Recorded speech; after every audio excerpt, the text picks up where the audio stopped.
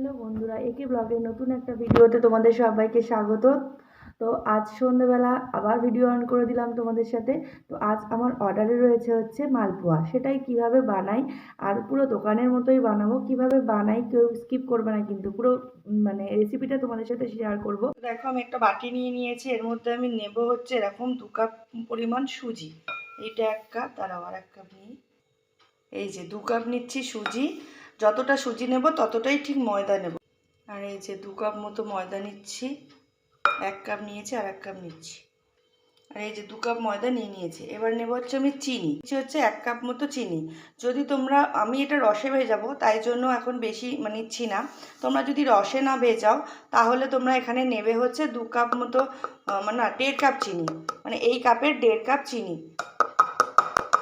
আমি আরেকটু চিনিটা কম হলেও ভালো হতো, কিন্তু আমরা যেহেতু একটু বেশি মিষ্টি খাই সেহেতু। এবার এই সব শুকনো উপকরণগুলো আমি একসাথে মেশাবো। তো আমার এখানে লাগবে হচ্ছে 3 কাপ মতো দুধ। আর তোমরা যদি পরিমাণ বেশি করো তাহলে তার দুধটা সেই মতো লাগবে। আমি প্রথমে 1 কাপ দুধ দিয়ে সবটা মিশিয়ে নিচ্ছি। দাঁড়াও,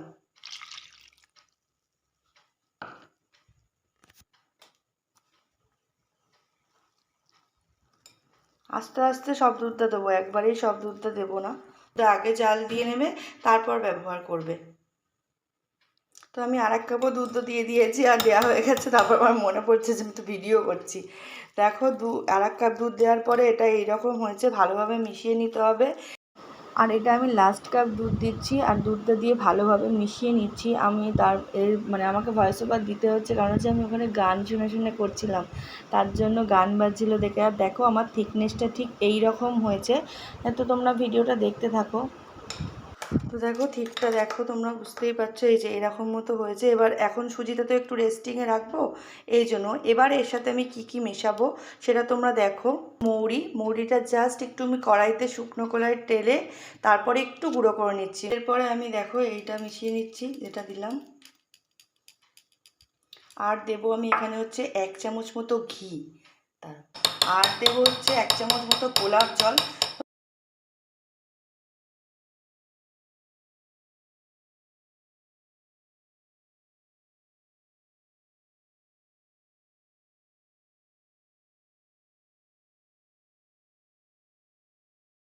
সব কিছু একসাথে মিশিয়ে নিচ্ছি ভালো করে। আমি 1/2 ঘন্টার জন্য এটা রেখে দেবো, কারণ যেহেতু সুজিটা ফুলবে। আর ওদিকে আমি এবার, যেহেতু আমি মালপোয়াগুলো রসে চোবাবো, তো শিরাটা বানিয়ে নিই, রসটা বানিয়ে নিই। তো এখানে জল নিচ্ছি আমি 3 লিটারের মতো, মেপেই নিয়েছি। আর চিনি দেবো 1 কেজি, যেহেতু আমি ওখানে একদমই মিষ্টি দিইনি। দাঁড়াও, এক হাতে করলে এরকমই সমস্যা হয় বন্ধুরা। তো ফ্লেমটাকে জোরে রেখে, হাইতে রেখে চিনিটাকে ফুটতে দিতে হবে, মেল্ট না হওয়া পর্যন্ত। আর আমার চিনির কৌটোয় না 2-3টে নকুলদানা ছিল, সেটাও পড়ে গেছে। আর এটা মেল্ট না হওয়া পর্যন্ত ফুটতে দিতে হবে। আর আমি ওদিকে, দাঁড়াও, এর মধ্যে দিচ্ছি আমি ফাটিয়ে এগোটা এলাচ। আগে করতাম রসে চোবাতাম না, এমনি ভাজতাম, কিন্তু মাঝে একদিন করেছিলাম রসে চুবিয়েছিলাম বন্ধুরা, দুর্দান্ত খেতে হয়েছিল। তোমাদের তো আর টেস্ট না করিয়ে বলতে পারবো না। তো আজকেও আমি যে দাদাদেরকে একজন দাদাকে খাবার দিই, সে উনি অনেক দিন ধরেই বলছেন আমাকে আমাকে একটু মালপোয়া করে দেবেন। সেই তার অনারেই কথা, পুরো পুরো জিনিসটাই তার কাছে যাবে। হয়তো আমি 2 পিস রাখবো, কিন্তু পুরোটাই তার কাছে যাবেন। সে 15-20 পিস চেয়েছে। তো আমার ওই ব্যাটারে দেখি ক পিস হয়, আমি ওইভাবে তো করি না গুনাগুনতি যে কতটা হবে। তো উনি বলেছে 15-20 পিস দিতেই। তো দেখি ক পিস হয়। তো দেখো বন্ধুরা, আমার এই চিনি শিরাটা সমস্ত অনেকটা ফুটে গেছে, আর চিনিগুলো সব একদম গলেও গেছে। গলে গিয়ে একটা আমি চামচে করে দেখে নিলাম যে একটা আঠালো ভাব এসেছে কিনা। তো অনেকক্ষণই, প্রায় 10-15 মিনিট মতো ফুটিয়েছি। তো দেখলাম আমার আঠালো ভাব এসে গেছে। গরম হয়েছে কিনা দেখার জন্য আমি এখানে 1 ফোঁটা ফেলে দেখব। যেই দেখব ওপরে ভেসে চলে আসছে, তাহলে আমার বুঝতে হবে যে তেলটা আমার হয়ে গেছে। হাতায় করে ঠিক মিডিলে একটা হাতা দিচ্ছি। দেখো, আস্তে আস্তে ওপর দিকে ভেসে উঠছে।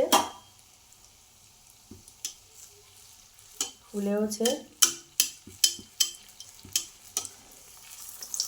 এই দেখো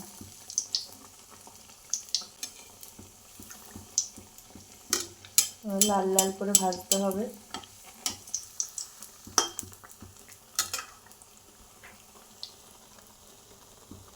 বন্ধুরা আমার ওটা দেখো ভাজা হয়ে গিয়ে রসে দিয়ে দিয়েছি। রসে দেওয়ার পর প্রথমে কিছুক্ষণ নিচটা দিয়ে তারপরে ওপর দিয়ে একটু চিনি শিরা দিয়ে দিয়েছিলাম, ও তারপর আমি 2-3টে করে একবারেই দিয়েছি। এবার একটা একটা ভাজতে তো সময় লাগে বলো, শেপগুলো সেরকম গোল হয়নি, এক একটা এক এক শেপে হয়েছে, কিন্তু খেতে তো বললামই দুর্দান্ত হয়েছে, কারণ আমি পরে ভয়েস ওভার দিচ্ছি। তো বন্ধুরা দেখো আমার মালপোয়াগুলো ভাজা রেডি হয়ে গেছে। দেখতে কেমন হয়েছে দেখো, মেয়ে তো একটা খেয়েছে আর আমি একটা নিয়ে বসেছি, দেখি কেমন হয়েছে খেতে, তোমাদের সাথে শেয়ারও করব। এই দেখো কাটছি, রসটা কেমন ঢুকেছে দেখো ভেতরটা, দেখেছো টিপলে পর রস বেরিয়ে যাচ্ছে। এবার খেতে কেমন হয়েছে এটা বলছি। মেয়ে তো বললো ভালো হয়েছে, এবার আমি খেয়ে দেখি।